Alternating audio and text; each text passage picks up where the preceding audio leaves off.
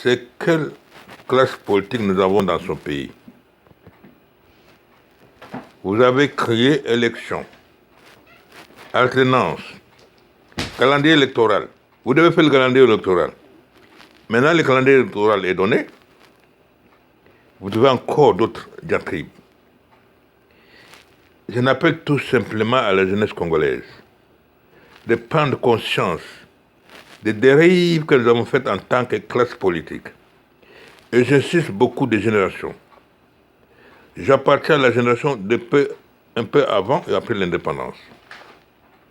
Donc je sais qu'est-ce que ce pays-là était à l'indépendance.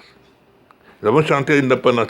Je sais comment c'était. C'était prospère. Nous étions des enfants, nous étions jeunes.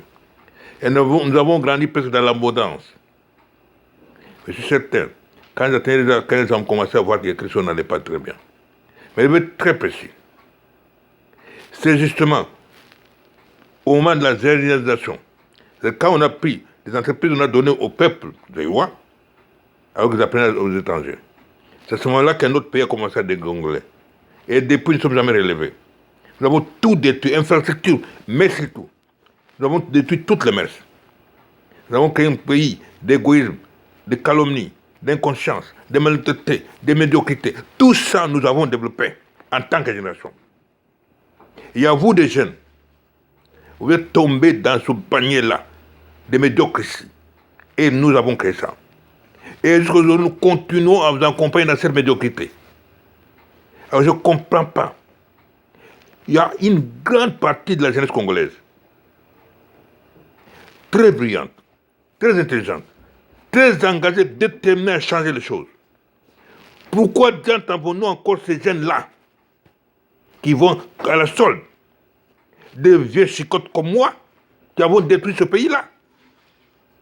Surtout quand j'apprends à dire, oh, la communauté internationale, vous ne connaissez rien de la communauté internationale, rien du tout. J'entends la diaspora. Quelle diaspora? Les diasporas, les misères, ceux qui sont dans la diaspora et qui sont stables, ce ne sont pas eux qui ont les discours de Kabila, non. Ces gens qui ont ces discours sont instables. Ils n'ont pas de repères. Vous allez savoir qu'il y a beaucoup de gens qui veulent un Congo vrai. Et qui veulent venir au Congo et investir. Les autres, qui sont exactement comme les politiciens qui sont là-bas, sans jugement, sans rien, c'est eux qui crient dans la diaspora. Qu'est-ce qu'on fait dans la diaspora? Moi. Ah, pardon, moi je ne me suis pas beaucoup présenté. Je suis une tête Kabouit Miton. Je suis né à Mouton, Boitbang, dans le territoire de Kapang. Je suis fils Karoun. Et je le suis fier. Le fleuve Congo, sa source est chez moi. Donc je suis l'enfant de la source. Je suis autant congolais que tous les autres qui crient en congolais, mon peuple. C'est quel peuple? Je suis aussi peuple. Les autres sont aussi des peuples. Mais Indé n'est pas le même peuple. Hein? En quoi un opposant devient plus congolais que les autres qui ne sont pas opposants? C'est comme ça que vous voulez dire? Parce que tu es opposant, c'est toi qui es peuple. Les autres ne sont pas des peuples. Vous n'avez pas honte de raconter n'importe quoi. Le peuple, le peuple. Moi, je suis congolais, mais je ne suis pas ton peuple à toi. Je suis le peuple de mon peuple. Le peuple conscient. Le peuple qui veut que les choses avancent. Pas le peuple margoulin. Je dis, en connaissance de cause, je ne suis pas quelqu'un qui raconte n'importe quoi. J'entends beaucoup de gens parler, oh les Rwandais sont venus envahir le Congo. Le Rwanda ne peut pas envahir le Congo, il n'y a que des Congolais qui peuvent se faire envahir. Un vrai Congolais ne va pas avoir peur du Rwanda.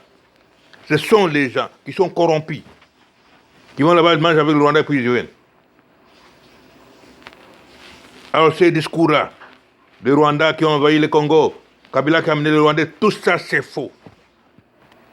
Tout ça c'est faux. Et je le dis avec autorité. Je dis c'est faux. Les génocides rwandais s'étaient faits en 1994. Il n'y avait ni Mouzé, ni Kabila l'autre. Ils n'étaient pas là. Les Rwandais étaient arrivés là-bas, à ce moment-là. Les soi-disant génocidaires. Et la communauté internationale qui les a forcés n'a pas pu les désarmer. Voilà le problème. Les Rwandais ont attaqué le Congo prétendant qu'ils vont faire la sécurité. On a créé un semblant de révolution congolaise qui ne l'était pas. C'est ce que Moussa avait compris que ce n'était pas la révolution congolaise, c'était le maquillage. Et quand il a dit que vous devez partir, voilà la guerre a commencé. Tout cela, vous avez oublié. Ah, Kabila a fait quoi? Ça, c'est un discours des incompétents. Je le dis bien. Vous avez vos parents politiciens. Vous ont-ils formés? Vous ont-ils formés? Il y a Titi, qui peut prendre son âme. Il a été, je sais pas, une autre légende. Mais pendant tout ce temps-là, c'est ça qu'il a formé. Donc Félix, on l'a formé pour commencer à faire les capitaines nationaux d'aller au Congo, de dire voilà, papa et papa, on va faire ça. Non. Il n'est même pas capable de faire l'expression de son père. Et il va reconstruire le Congo à partir de quoi? Il ne montre rien du tout. C'est ce qu'il dit. Je m'excuse. Nous ne voulons pas un Congo de haine. Nous ne voulons pas un Congo d'ennemis. Nous voulons un Congo pour Congolais. Nous voulons un Congo pour les jeunes Congolais. Nous voulons accompagner les alliances congolaises. Le calendrier électoral a été donné. La bataille se trouve là. Je me demande même les Occidentaux là, qui veulent encore nous imposer, vous allez nous demander quoi? Belgique, France, qu'est-ce que vous voulez encore? Notre calendrier électoral est là. Ceux qui veulent nous accompagner doivent nous accompagner sur ce calendrier électoral là. Cessez de recevoir les vautours à gauche à droite. Ce ne sont pas les Congolais qui contrôlent les minéraux au Congo. Ce ne sont pas les Congolais qui développent leurs terres. Donc, leurs droits fondamentaux sont imprimés. Et quand vous dites qu'il y a de droits à la personne de quelle personne? De quelle personne on parle? Quand vous appelez les enfants de la rue, tout en sachant qu'il y aura ça, mais vous voulez quand même, oh, on va amener les enfants de la rue. Pourquoi il y a un calendrier électoral? Pourquoi vous voulez envoyer les enfants de la rue? C'est là où il y a une nécessité totale. Et moi, je demande à la jeunesse congolaise, ne vous laissez pas berner. Ne vous laissez pas berner. Ces gens-là disent des choses qu'ils ne connaissent pas. Moi, je vous dis, la vérité, c'est celle-là. Vous savez, si vous posez la question aux gens, qu'est-ce qui s'était passé aux accords de Lusaka? Ils ne savent même pas de ce qu'on avait parlé. Ils ne savent même pas comment c'était la suite. Comment on était allé sans cité, ils ne savent même pas. Mais moi, je peux vous le dire. Comment c'était. Moi, je peux vous dire, qu'est-ce qui a été discuté à la discussion? Et l'après Lusaka, c'était quoi? Comment on a organisé cette cité? Beaucoup sont déjà allés, oh, ils sont dans cette cité. Mais ceux qui organisent les choses, vous ne les connaissez pas. Moi, je peux dire, je le connais. Je passais plus de 30 ans en Amérique du Nord, spécialement au Canada. Ce n'est pas pour accumuler des doctorats, des misères. Combien de docteurs nous avons au Congo? Combien d'intellectuels? J'entends, oh, moi je fais Harvard. Harvard, ça veut dire quoi tout ça? C'est n'importe quoi ça.